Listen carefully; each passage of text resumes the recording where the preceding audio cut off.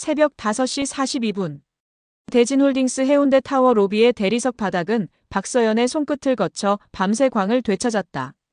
31년을 살며 배운 건 단 하나, 아무도 쉽게 주지 않는다는 것이었다. 12시간 야간 근무를 마치고 출입증을 반납하려던 순간 낡은 운동화 밑창이 미끄러졌다. 펜던트가 목에서 풀려나왔다. 은빛 로켓이 햇살 속을 굴렀다. 짤그랑 짤그랑. 그 소리는 로비 천장의 거대한 샹들리에 아래를 가로질러 정확히 한 사람의 앞에서 멈췄다. 검은 수제 구두. 차콜 그레이 수트. 최도윤 회장이었다. 도윤은 숨을 멈췄다. 바닥에 펜던트를 보는 순간 30년 전 바다 냄새가 코끝을 스쳤다. 천천히 허리를 굽혀 펜던트를 집어들었다. 로켓을 열자 안쪽에 새겨진 이니셜이 보였다. M, Y, D, Y. 미연. 그리고 도윤. 손이 떨렸다. 58년을 살며 이토록 손이 떨린 적이 없었다. 서연이 헐레벌떡 달려와 죄송합니다. 회장님 하고 고개를 숙였지만 도윤은 펜던트를 쥔 채 그녀의 얼굴을 처음으로 제대로 보았다. 긴 눈매. 작은 이마. 옅은 미소의 흔적. 모두 미연을 닮았다. 이거 어디서? 도윤의 목소리가 갈라졌다. 서연은 잠시 망설이다 대답했다. 어머니 유품입니다. 어머니 성함이 박미연입니다. 작년에 돌아가셨어요. 도윤의 세계가 멈췄다. 로비의 샹들리에가 흔들리는 것 같았다. 아니, 흔들린 건 자신이었다. 30년 동안 단 한 번도 잊은 적 없는 이름. 박미연. 그녀가 죽었다는 말을 지금 이렇게 한 젊은 여자의 입에서 듣게 될 줄은. 죄송합니다. 제가 실수를. 서연이 다시 말하려 하자 도윤은 펜던트를 조심스럽게 그녀의 손에 올려놓았다. 그의 손가락이 미세하게 떨리고 있었다. 아니요. 괜찮습니다. 그는 돌아섰다. 전용 엘리베이터로 향하는 뒷모습은 평소와 다르지 않았지만 엘리베이터 문이 닫히는 순간 도윤은 벽에 기댔다. 가슴이 터질 것 같았다. 38층 회장실에 도착한 도윤은 유리창 너머 해운대 바다를 바라보았다. 파도는 30년 전에도 지금도 같은 리듬으로 밀려왔다 밀려갔다. 그가 떠난 자리에서 무슨 일이 있었던 걸까? 미연은 왜 혼자였을까? 그리고 저 여자는? 정 실장. 인터폰을 눌렀다. 비서실장 정해철이 30초 안에 들어왔다. 시설관리팀 박서연. 신상을 파악해. 정해철은 질문하지 않았다. 15년 동안 최도윤 곁에서 배운 건 불필요한 질문을 하지 않는 것이었다. 알겠습니다. 1장. 해양전망 라운지는 38층 동쪽 끝에 자리했다. 바다가 180도로 펼쳐지는 공간이었다. 도윤은 이곳에서 중요한 결정을 내렸고 가끔은 혼자 과거를 마주했다. 오늘이 그런 날이었다. 1995년 여름. 부산대학교 캠퍼스. 그는 경영학과 3학년, 미연은 간호학과 2학년이었다. 중앙도서관 계단에서 그녀가 떨어뜨린 책을 주워준 게 시작이었다.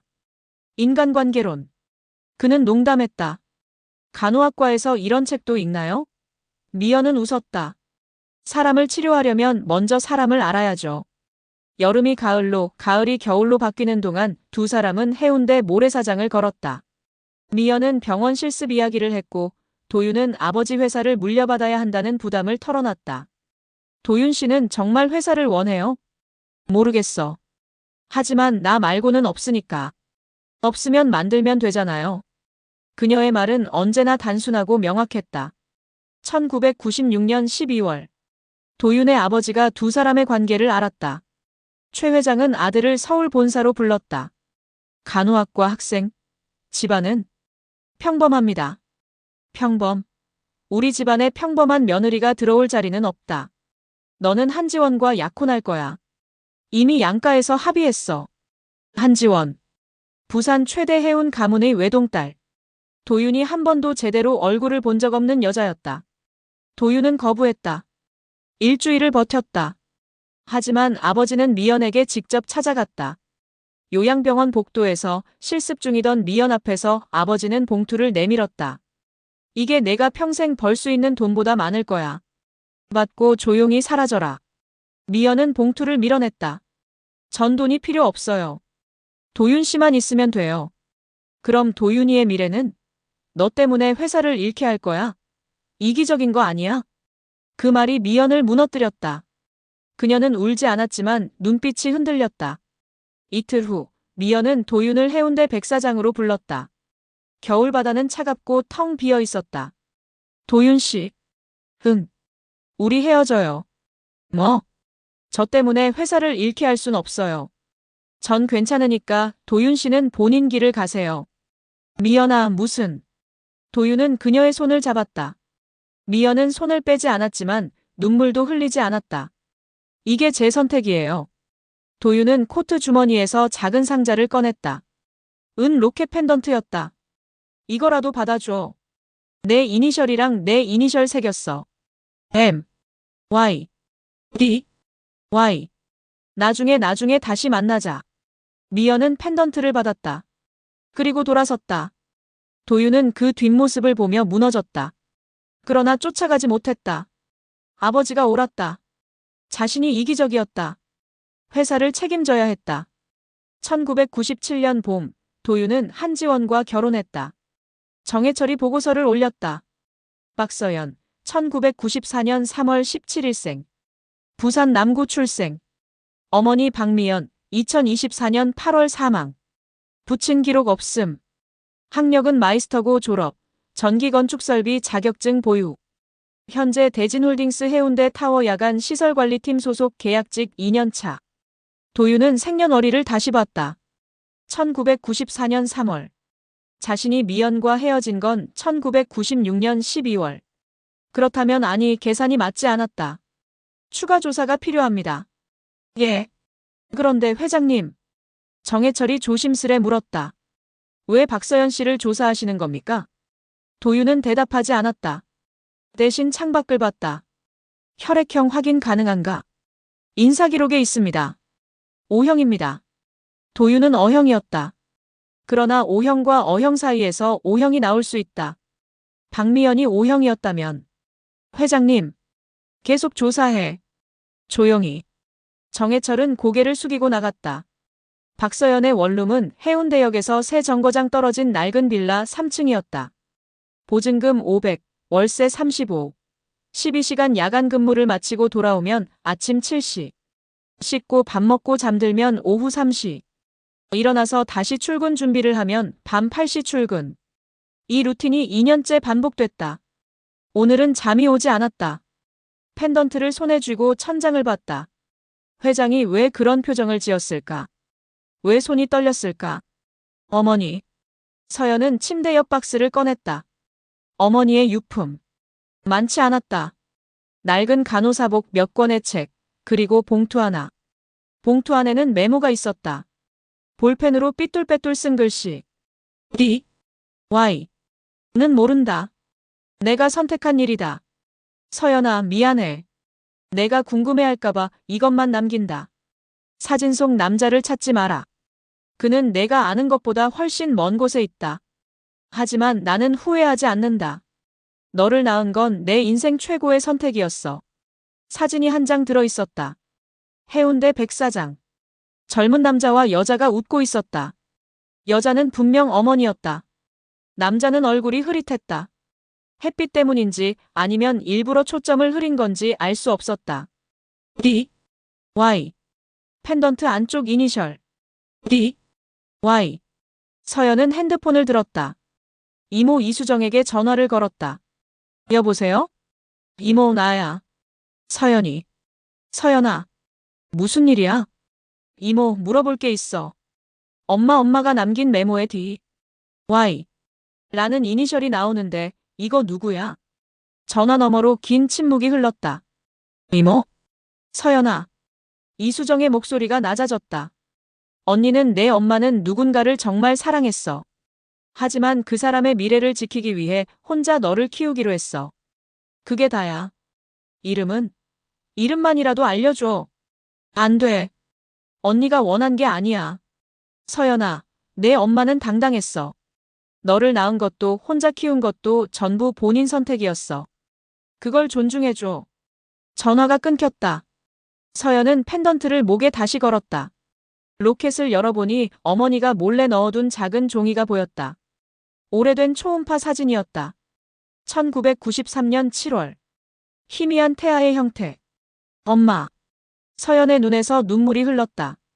어머니는 30살이 채 안 됐을 때 혼자 결정했다. 아무도 원망하지 않고 아무것도 요구하지 않고 그저 딸을 낳았다.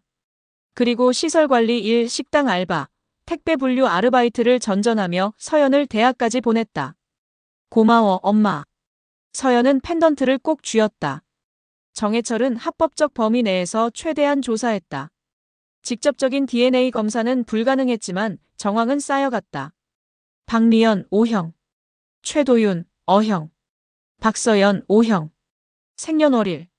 1994년 3월 17일. 최도윤과 박미연이 결별한 시점은 1996년 12월. 계산이 맞지 않았다. 정해철은 다시 파고들었다. 그리고 발견했다. 출생신고일과 실제 출생일의 차이. 박서연의 출생신고는 1994년 3월에 이루어졌지만 병원 기록을 추적한 결과 실제 출생일은 1993년 8월 23일이었다. 1993년 8월. 최도윤과 박미연이 마지막으로 만난 시점으로부터 정확히 8개월 후였다. 정해철은 보고서를 다시 작성했다. 그리고 회장실로 올라갔다. 회장님. 도윤은 보고서를 받아들었다. 첫 페이지를 넘기는 순간 숨이 멎었다. 1993년 8월. 예. 출생신고가 늦어진 겁니다. 실제로는 그보다 7개월 일찍 태어났습니다. 도윤은 의자에 주저앉았다. 미연이 임신했다는 걸 알았다면, 아니, 미연은 알았을 것이다. 하지만 그녀는 말하지 않았다. 도윤의 미래를 위해, 회사를 위해 DNA 검사가 필요합니다. 도윤은 고개를 들었다. 어떻게? 서연 씨의 동의가 필요합니다. 회장님이 직접 말씀하셔야 합니다. 도윤은 눈을 감았다. 30년 동안 미연이 혼자 짊어진 무게. 그리고 자신이 모른 채 살아온 딸. 정 실장. 예. 내가 겁쟁이였어. 정해철은 대답하지 않았다. 한편 38층 아래 32층에서 최강민은 CCTV 캡처 화면을 보고 있었다. 회장이 로비에서 한 시설관리 직원과 대화를 나눈 장면이었다. 3분 17초. 최도윤이 그 누구와도 3분 이상 대화한 적이 없었다. 이게 뭐야? 옆에 있던 비서가 조심스레 대답했다. 야간 시설관리팀 박서연이라는 직원입니다. 왜 아버지가? 강민은 불길함을 느꼈다. 아버지는 철저한 사람이었다. 감정을 드러내지 않았고 불필요한 접촉을 하지 않았다. 그런 사람이 시설관리 직원과 로비에서 3분이나 대화했다. 신상 파악해. 이미 비서실에서 진행 중입니다. 뭐? 강민의 얼굴이 굳었다. 비서실이 움직인다는 건 회장의 지시라는 뜻이었다. 박서연이 누구야? 정확한 정보는 없지만 31세, 계약직, 부친 기록 없음. 부친 기록 없음? 강민은 본능적으로 알았다. 뭔가 잘못되고 있다. 자신이 믿어온 유일한 후계자라는 전제가 흔들리고 있다. 더 조용히. 박서연은 야간 근무 중이었다. 밤 11시 32층 서버실 배선 교체 작업이 있었다. 외주 업체 기사 2명이 작업 중이었고 서연은 안전점검 차 함께 있었다. 이번 분기 컨설팅 수수료 빼돌리기 괜찮겠어? 괜찮지 뭐. 홍콩 페이퍼 컴퍼니로 돌리면 추적 안 돼. 법무실장이 다 처리했다니까. 서연은 귀를 의심했다. 배선 작업에 집중하는 척하며 휴대폰을 꺼냈다. 바닥에 떨어진 서류 파편을 사진으로 찍었다. HK 컨설팅 리미티드. 컨설팅 수수료 달러 2.3M. 최강민 승인. 작업이 끝나고 서연은 조용히 비상계단으로 향했다. 38층 비서실 앞에 익명 봉투를 두고 왔다. 다음 날 아침 정해철은 봉투를 발견했다. 사진과 함께 짧은 메모가 있었다. 32층 서버실, 밤 11시 대화 내용. 홍콩 페이퍼 컴퍼니 확인 필요. 정해철은 즉시 감사팀을 소집했다. 홍콩 페이퍼 컴퍼니 HK 컨설팅 리미티드. 추적하세요. 그리고 최강민 상무 관련 컨설팅 수수료 계약 전부 확인. 감사팀장이 고개를 끄덕였다. 일주일 후 결과가 나왔다. HK 컨설팅은 실체가 없는 유령 회사였고 지난 3년간 대진홀딩스에서 약 68억 원이 빠져나갔다. 계약 승인자는 최강민. 그리고 계약서 작성자는 전 법무실장 윤태성이었다. 정해철은 보고서를 최도윤에게 올렸다. 회장님, 비자금입니다. 도윤은 서류를 보며 입술을 깨물었다. 강민. 자신이 아들이라 믿고 키운 강민. 윤태성은 어디 있나? 퇴직 후 서울에 거주 중입니다. 불러. 예. DNA 검사 결과가 도착했다. 도윤은 혼자 라운지에 앉아 봉투를 뜯었다. 친자 확률 99.98%. 손이 떨렸다. 숨이 막혔다. 30년. 30년 동안 자신은 무엇을 한 걸까? 미연 곁을 떠나 한지원과 결혼하고 강민을 키우고 회사를 키웠다. 하지만 정작 자신의 진짜 딸은 혼자 자라고 있었다. 도윤은 유리창에 이마를 댔다. 바다가 흐릿하게 보였다. 미연아. 목소리가 갈라졌다. 그때 문이 열렸다. 박서연이 청소도구를 들고 들어왔다. 아, 죄송합니다. 회장님 계신 줄 몰랐습니다. 서연이 황급히 나가려 하자 도윤이 말했다. 잠깐. 서연이 멈췄다. 박서연 씨. 예. 맞게 해양 전망 데크로 나가주실 수 있습니까? 서연은 어리둥절했지만 고개를 끄덕였다. 두 사람은 38층 야외 데크로 나갔다. 부산 밤바다가 펼쳐졌다. 바람이 불었다. 도윤은 한참을 침묵하다 입을 열었다. 박서연 씨 어머니 박미연 씨를 알았습니다. 서연의 눈이 커졌다. 예. 30년 전 사랑했습니다. 서연은 숨을 멈췄다. 그리고 도윤은 손을 떨며 서류 봉투를 꺼냈다. 이건 DNA 검사 결과입니다. 서연은 봉투를 받지 않았다. 무슨 말씀이세요? 박서연 씨. 당신은 제 딸입니다. 바람이 세게 불었다. 서연은 뒤로 물러났다. 아니 그럴 리가. 어머니는 제게 말하지 않았습니다. 아마도 제 미래를 위해서였을 겁니다. 저는 몰랐습니다. 30년 동안 몰랐습니다. 서연의 눈에서 눈물이 흘렀다. 어머니가 혼자. 미안합니다. 도윤은 무릎을 꿇었다. 58세 재벌 총수가 31세 계약직 앞에서 무릎을 꿇었다. 제가 정말 미안합니다. 서연은 펜던트를 꺼냈다. 로켓을 열었다. 안쪽 초음파 사진을 보여줬다. 어머니가 넣어뒀어요. 이게 저예요. 도윤은 초음파 사진을 보며 울음을 터뜨렸다. 58년을 살며 처음 우는 거였다. 미연아 미안해. 서연은 아무 말도 하지 못했다. 그저 바다를 봤다. 두 사람 사이로 바람이 지나갔다. 한지원은 강민을 서울 본가로 불렀다. 거실에는 두 사람뿐이었다. 강민아. 예, 어머니. 내 출생신고 그날을 기억하니? 강민은 멈칫했다. 무슨 말씀이세요? 1995년 1월 15일. 내가 태어난 날이 아니야. 예. 한지원은 오래된 서류를 꺼냈다. 넌 1994년 11월에 태어났어. 하지만 출생신고는 2개월 늦게 했지. 왜요? 최도윤과 내가 결혼한 게 1997년 3월이니까. 계산이 안 맞았거든. 그래서 날짜를 조정했어. 강민의 얼굴이 하얗게 질렸다. 그럼 아버지가. 최도윤은 내 생부가 아니야. 세상이 무너지는 소리가 들렸다. 내 아버지는 윤태성이야. 전 법무실장. 강민은 주저앉았다. 정해철은 별개로 인사기록을 파고들었다. 그리고 발견했다. 한지원과 윤태성의 과거 접점. 1994년 두 사람은 같은 사교 모임에 속해 있었다. 그리고 윤태성은 당시 한지원의 법률 자문을 맡고 있었다. 병원 기록까지 추적한 결과 진실이 드러났다. 최강민의 생부는 윤태성이었다. 정해철은 이 사실을 최도윤에게 보고했다. 회장님. 알고 있었네. 예. 한지원과의 결혼은 처음부터 거래였어. 나는 집안의 압력에 굴복했고 한지원은 최 씨 성을 원했지. 강민이 내 아들이 아니라는 건 예감하고 있었어. 왜 말씀 안 하셨습니까? 책임이니까. 내가 선택한 결혼이었으니까. 도윤은 창밖을 봤다. 하지만 이젠 끝이야. 최강민은 패닉에 빠졌다. 자신이 최 씨 성을 가질 자격이 없다는 게 드러나면 모든 게 끝이었다. COO 자리도 후계 구도도 모든 것이. 그는 측근을 불렀다. 막서연. 그 여자 뭔가 있을 거야. 파헤쳐. 어떻게요? 사내망에 루머 퍼뜨려. 회장과 부적절한 관계라고. 하지만 증거는 만들면 돼. 합성 사진이든 뭐든.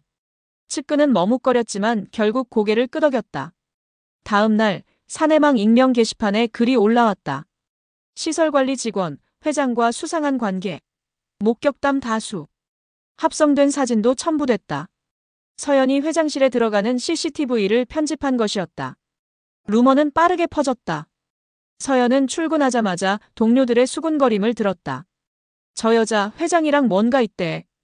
에이 설마. 사진 봤어? CCTV에 찍혔다니까. 서연은 아무 말도 하지 않았다. 그저 묵묵히 일했다. 하지만 밤 서버실 점검 중 우연히 최강민과 윤태성의 대화를 듣게 됐다. 이렇게까지 해야 하나? 어쩔 수 없어. 박서연을 제거해야 내 자리가 안전해. 하지만 회장이 알기 전에 끝내야지. 서연은 숨을 죽이고 휴대폰 보이스 메모를 켰다. 녹음은 불법이지만 최소한의 증거는 남겨야 했다. 정해철은 IT팀과 함께 익명 게시글의 IP를 추적했다. 그리고 강민 측근의 사무실 PC에서 직접 증거를 확보했다. 합성 사진 원본 파일까지. 동시에 감사팀은 홍콩 페이퍼 컴퍼니로 빠져나간 68억 원의 최종 도착지를 찾았다. 윤태성의 스위스 비밀 계좌였다. 정해철은 모든 증거를 USB에 담아 최도윤에게 전달했다. 회장님, 준비됐습니다. 도윤은 고개를 끄덕였다. 이사회를 소집해. 이틀 후 긴급 이사회가 열렸다. 최도윤은 단상에 섰다. 오늘 두 가지를 발표하겠습니다. 프로젝터에 홍콩 페이퍼 컴퍼니 자료가 떴다. 첫째, 지난 3년간 68억 원의 비자금이 유출됐습니다.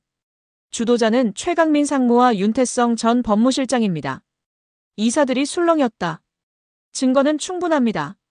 강민 상무는 즉시 직무정지되며 검찰에 고발 조치하겠습니다.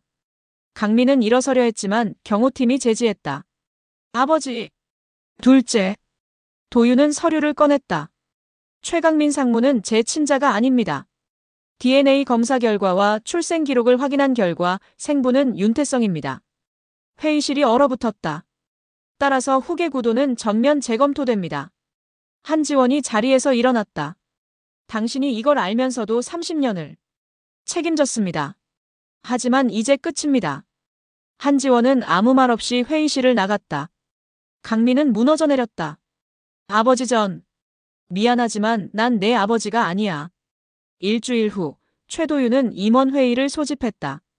박서연이 회의실 문을 열고 들어왔다. 이번엔 시설관리복이 아니라 단정한 정장 차림이었다. 소개하겠습니다. 박서연, 제 딸입니다. 임원들은 숨을 죽였다. 30년 전 제가 놓친 가족입니다. DNA 검사 결과와 모든 정황이 이를 뒷받침합니다. 앞으로 서연은 대진 재단 CSR 이사로 임명될 예정입니다. 서연이 마이크 앞에 섰다.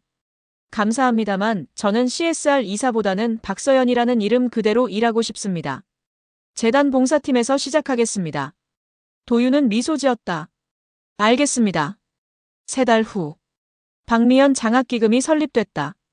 한부모 가정, 산업재해 가정, 저소득층 학생을 지원하는 기금이었다. 서연은 재단 사무실에서 첫 수혜자 명단을 확인했다. 30명. 모두 자신처럼 어려운 환경에서 자란 아이들이었다. 엄마, 이제 됐어. 서연은 펜던트를 쥐고 속삭였다. 뉴스는 가짜 후계 파문을 떠들었다. 최강민은 구속됐고 윤태성은 해외 도피를 시도하다 공항에서 체포됐다. 한지원은 이혼 후 서울로 떠났다. 하지만 대진홀딩스는 조용했다. 최도윤은 해양전망 라운지에서 바다를 봤다. 옆에는 서연이 서 있었다. 아버지. 서연이 처음으로 그렇게 불렀다. 도윤은 눈물을 글썽이며 대답했다. 응, 딸. 바람이 불었다. 해운대 바다는 여전히 같은 리듬으로 파도를 밀어냈다. 펜던트가 햇살 아래 반짝였다.